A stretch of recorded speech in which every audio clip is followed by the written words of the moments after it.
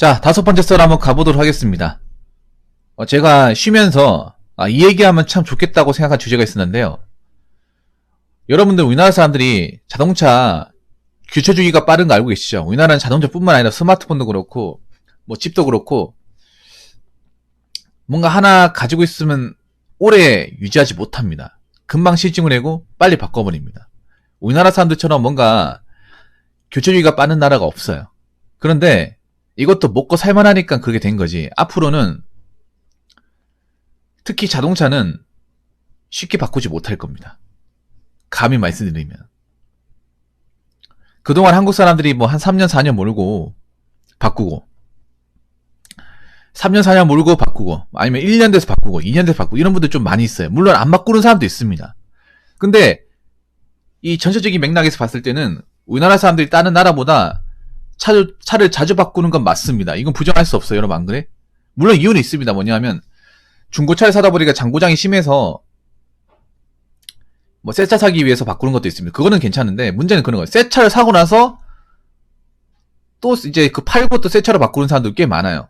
근데 이것도 어디까지나 먹고 살만 했을 때 얘기지 지금은 힘들 겁니다. 앞으로는 우리나라 사람들 자동차에 대한 인식도 많이 바뀔 거예요. 여태까지는 한국 사람들이 보통 3년 주기로 차를 바꿀 정도로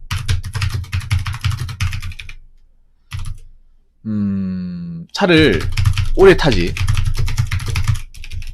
못하는 분들이 많았는데 앞으로는 오래 타는 분들이 많을 겁니다. 많아질 것입니다. 많을 수밖에 없습니다. 물론 제가 얘기하는 게 무조건 다 정답이라 볼 수 없고 아닐 수도 있습니다. 사람마다. 근데 저는 충분히 가능성이 있다고 봅니다. 그동안 한국 사람들이 차를 사면 이제 빨리 바꾸고 또 새 차 바꾸고 빨리 타고서 이제 한 3년 몰았다가 질리면 새 차 바꾸고 이런 분들이 꽤 많거든요. 더 빠른 사람도 있고 스마트폰도 보면 왜 약정까지 못 버티고 바꾸는 사람들 꽤 많아요. 특히 아이폰 유저가 그렇습니다. 아이폰 유저분들이 신형 나오면 바꾸고 신형 나오면 바꾸고 이런 식으로 많이 해요. 좀 솔직히 다 고생이 생각나는데 왜냐면 바꾸는 것 자체가 고생이거든요. 안 그래요? 바꾸고 나면 이것도 처분하고 그러면 또 이미 감가가 많이 되다 보니까 내가 예상하는 만큼 또 차를 매입 못 하잖아. 팔고 다시 사는 것 자체가 손해거든. 사실 어떻게 보면 손해고 또 그거 익숙해지는데 시간도 걸리고요. 그리고 또 정리라는 거 돼야 되거든요. 물건도 다 빼야 되고. 스마트폰 여러분들 새 폰 바꿔서 알겠지만 이런 거 다 데이터 같은 거 다 정리해야 되잖아. 그래서 한국 사람들이 굉장히 빨라요, 여러분. 이런 거 바꾸는 게. 저는 느립니다. 저는 둔해요. 여러분 저는 이해 안 될 수 있는데 지금 갤럭시 노트 8을 4년째 쓰고 있어요. 4년째. 물론 답답합니다. 짜증날 때도 있어요. 근데 정말 못 쓸 정도는 아니기 때문에 지금 쓰고 있습니다. 왜냐하면 요즘 폰들 뭐 디자인이 이쁘고 뭐 그런 것도 못 느끼겠어요. 뭐 지금 폰과 비교했을 때 디자인 차이도 못 느끼겠고 요즘에 뭐 폰이 베젤이 없이 나오다 보니까 거의 민짜지 않습니까? 그래서 뭐 특색이 없어. 차라리 예전에 그 홈 버튼 있을 때 있잖아요. 홈 버튼 있던 시절이 더 나았어. 그때는 스마트폰마다 아이덴티티 디자인 차이가 좀 브랜드마다 차이가 나가지고 보는 재미가 있었단 말이야. 근데 지금 보는 재미가 없어 그냥. 다 똑같이 생겨가지고.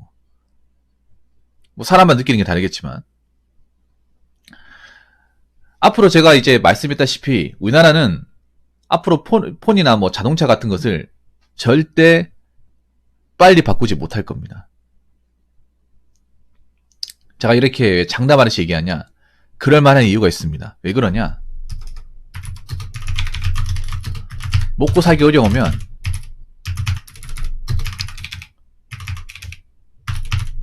새 차를 사고 싶은 마음이 줄어듭니다.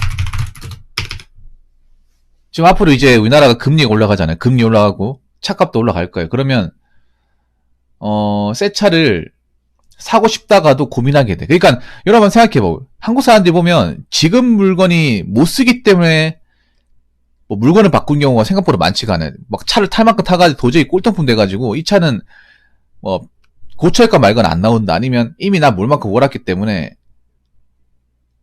더 이상 이제 몰기 힘들다. 아니면 차 고장이 너무 심해서 이건 도저히 못 굴리겠다. 이런 상태까지 가거나 차를 바꾸는 분들은 거의 없어요.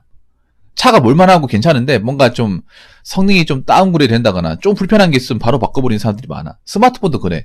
스마트폰도 여러분 아시겠지만 삼성폰 같은 경우는 2년 지나면 좀 느려지거든요. 느려지면 이제 바꿀 때 됐다. 살짝 느려졌다고. 좀 버벅인다고. 바꾸는 사람도 많단 말이에요. 근데 그것도 어디까지나 먹고 살만 했기 때문에 기술적으로 뭔가 좀 위기가 없었기 때문에 바꾸는 경우도 가능했지만 그리고 한번 생각해봐요, 여러분. 그렇게 자주 바꾸는 분들이 뭐 돈이 많습니까? 그렇지도 않거든요, 여러분. 여러분 주변에도 흔히 볼 수 있단 말이에요. 그런데 그것도 먹고 살기 어려워봐. 수중에 나온 돈이 없어봐요. 그러면 받고 싶은 마음이 줄어듭니다. 한번 생각해봐. 우리나라 사람들이 차를 이렇게 중간에 뭐 바꾸고 해도 그 차가 정말 못 쓸 정도는 아니거든요. 못 쓸 정도는 아니야. 근데 바꾸는 사람들 많아요. 뭐라고 얘기하면 이미 탈락은 탈다 질렸다. 근데 이제 이런 질렸다는 얘기를 할 정도로 바꿀 수가 있을까? 못해요. 네, 못합니다. 그래서 좋든 싫든 간에 이제 차를 한번 사면 오래 끄는 분들 많을 거예요. 두 번째는 뭐냐면 그런 거예요.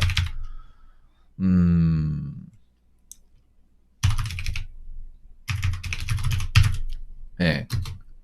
금리가 너무, 예. 캐피탈 금리가 장난 아니고, 전 이 캐피탈 금리가 또 올라갈 가능성이 큽니다. 장난 아니고, 거기다가, 차값도 계속 올라가고 있기 때문에. 여러분, 언제부턴가 우리나라 새 차가 외제차랑 그렇게 차이가 난다는 느낌 안 들죠? 갭 차이가 점점 없어지고 있습니다. 그래서 돈 조금만 더 보태면 외제차예요. 이제는. 옛날에 외제차랑 우리나라 차랑 가격 차이가 좀 많이 났거든요. 그래서 우리나라 차는 싼 값에 탄다는 그 이미지가 있었어. 근데 지금은 싼 값에 탄다는 이미지가 없어졌습니다.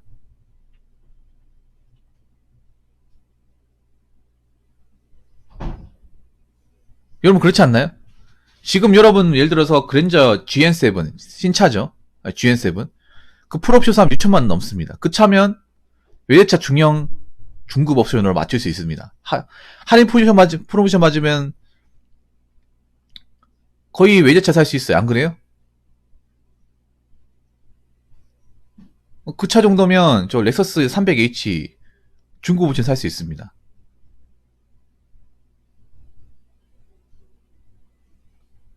뭐 지금 뭐 같은 브랜드의 도요타 캠리하고도 차이가 없어요.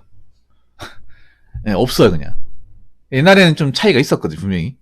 그래서 우리나라 차는 그냥 싸고 좋은 차, 싸니까 산다 이런 마인드가 있었는데 지금은 그런 느낌 자체가 안 들어요.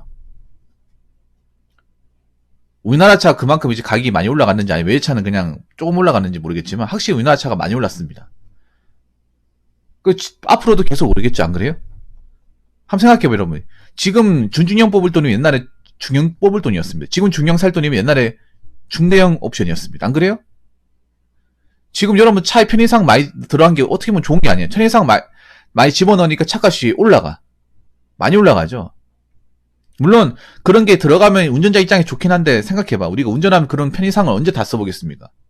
그냥 차 운전하면 이제 뭐 브레이크 잘못 켜고 악셀 잘못 켜고 헤드라이트나 이제 뭐 백미러나 뭐 그런 것만 기본적인 것만 잘하면 되지 막 차이 5만 가지 다 들어갔죠 요즘에 뭐. 그러다 보니까 그런 거 다 집어넣으니까 차값이 예전에 비해서 많이 올라갔습니다. 물론 그게 다 이유가 있긴 하지만 문제는 그런 거죠. 우리나라 사람들 중에 자동차를 일시불로 사는 사람이 얼마나 있을까요? 일시불로 차를 구입하는 사람이 거의 없습니다. 여러분들 지인 중에 현대랑 기아차의 딜러분, 영면을 일하시는 분 있으면 한번 물어보세요. 너희 매장에 차를 구입하는 사람들 중에 일시불 현차로 구입하는 사람이 얼마나 있냐? 거의 없습니다. 없어요. 오라이브 구입하는 사람도 많습니다. 그러니까 여러분 국산차도 카푸어가 많아. 카푸어가 많다니까요. 시중에 굴러다니는 뭐 K5, K8 여기도 카푸어가 많을 겁니다. 생각보다 별로 없어요.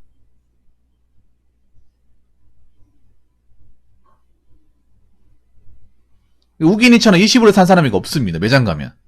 놀래요.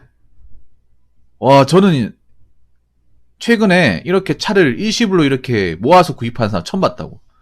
아, 그렇게 얘기해요. 놀랍니다. 원래 이게 당연한 거잖아, 안 그래요? 돈을 모아서 사는 게 당연한 건데, 실제로 그 매장 가서 돈을 모아서 사는 사람은 없다는 거예요. 한 번에 지를 사람이 없다는 거예요. 다 이제, 뭐 선수가 얼마 내고 할부 돌린다거나 아니면 올 할부로 산다거나. 근데 지금 그렇게 하기 힘들죠. 금리가 장난 아니니까. 여러분 뉴스를 통해 보셨겠지만 지금 그랜저 예약 판매 한 60%가 날라갔어요. 아, 10만 대인가 예약 판매 받았는데 그 중에 한 절반 이상이 날라갔습니다. 예약 취소를 한 거죠. 왜 취소를 했겠습니까? 바로 이거. 네, 금리 때문에. 이 금리를 감당할 자신이 없으니까. 앞으로 금리 더 올라갈 가능성이 큽니다. 왜냐하면 지금 앞으로 이제 은행에서 금리 몇 단계 더 올린다고 했거든요. 그럼 캐피탈 금리도 올라가겠죠. 근데 캐피탈 금리는 정말 무섭지 않습니까? 왜냐면 기존의 은행 금리보다 더 올라가니까.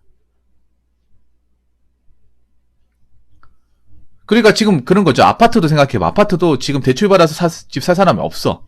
은행 금리 어떻게 감당하려고. 집값도 떨어질 수도 있는 건데. 그러다 보니까 좋든 싫든 간에 그냥 한 집에서 오래 사신 분도 많아졌습니다. 안 그래요? 집도 주택 같은 경우도 그런 게 많아졌어. 원래 이사 가려고 했었는데 지금 주택 가격이나 대출을 보니까 아, 감당 못할 것 같다. 나도 영끌했다 골로 갈 것 같다 생각되니까 그냥 지갑 안 내잖아요. 그냥 지금 살겠다. 버티는 사람도 많잖아. 자동차도 마찬가지 되는 겁니다. 차값은 계속 올라가고 원자재가 올라가고 거기다 금리도 올라가는데 내 월급은 안 올라가잖아. 어떻게 감당하려고. 그렇지 않나요 여러분?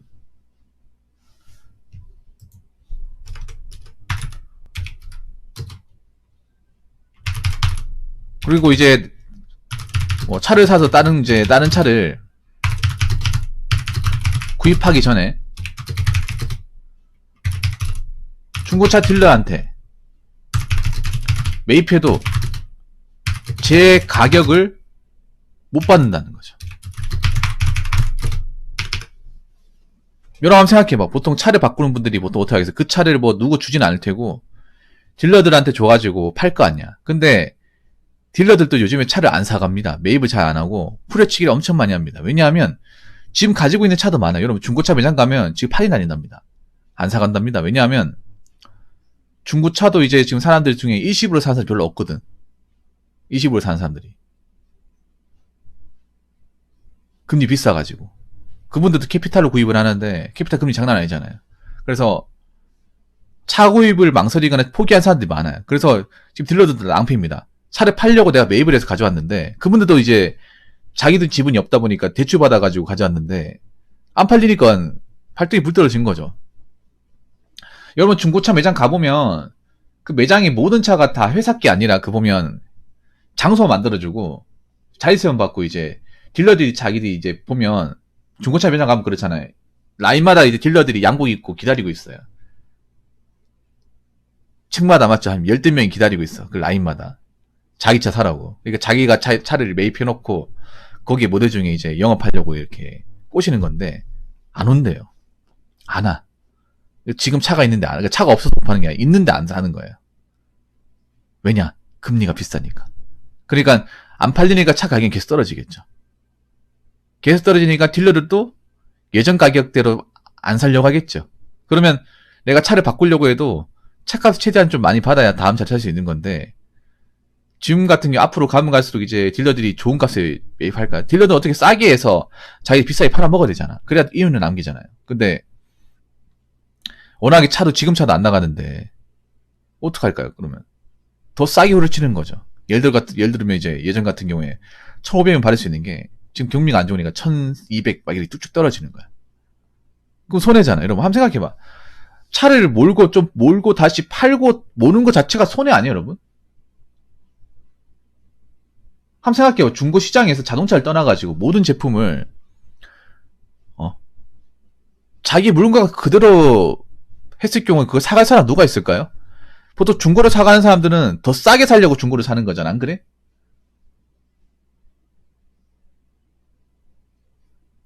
더 싸게 살려고, 훨씬 더 싸게 살려고 금액제 혜택을 보기 위해서 하는 건데 그것도 이제 수요가 많았을 때 좀 가격 올려받을 수 있는 거 수요가 없으면 예를 들어 중고나라에 있는 물건도 마찬가지입니다. 중고나라에 있는 물건도 팔겠다는 사람 많은데 사겠다는 사람 없으면 어떻게 가격이 떨어지겠죠.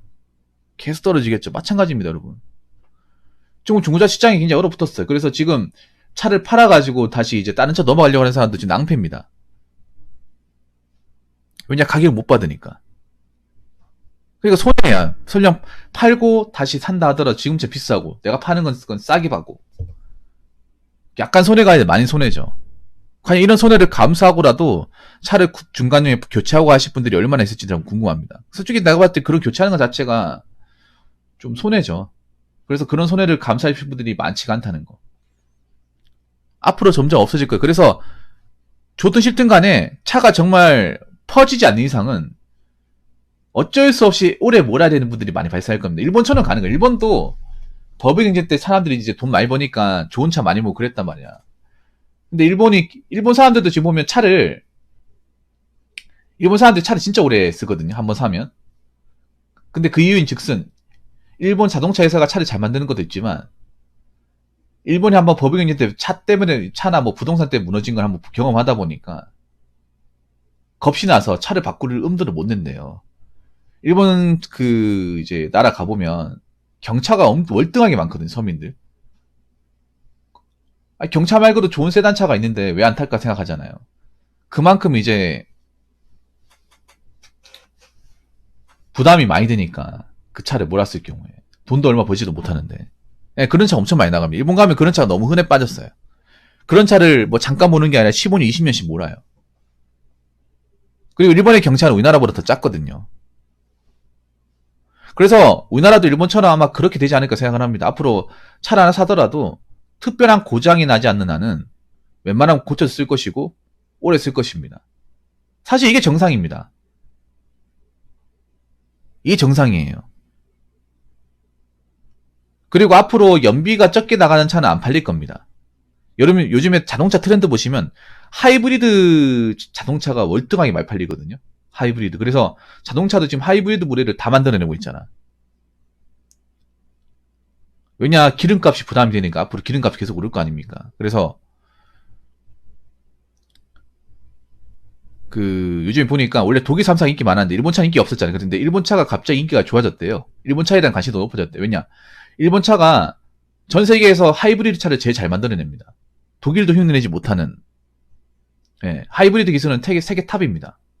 뭐 전기나 이제 내연기관 모르겠지만 이 휘발유 이제 전기 연료를 만들어내는 능력은 세계 최고예요. 이건 독일 차도 못 따라해요. 그래서 일본 지금 자동차 나오는 거 보면 연비가 깡패입니다.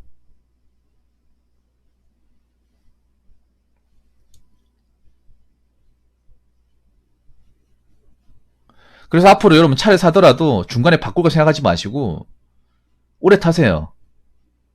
오래 타야 본전 뽑는 겁니다. 차를 얼마 안 타고 팔아버리면 그거 자체가 손해지, 안 그래?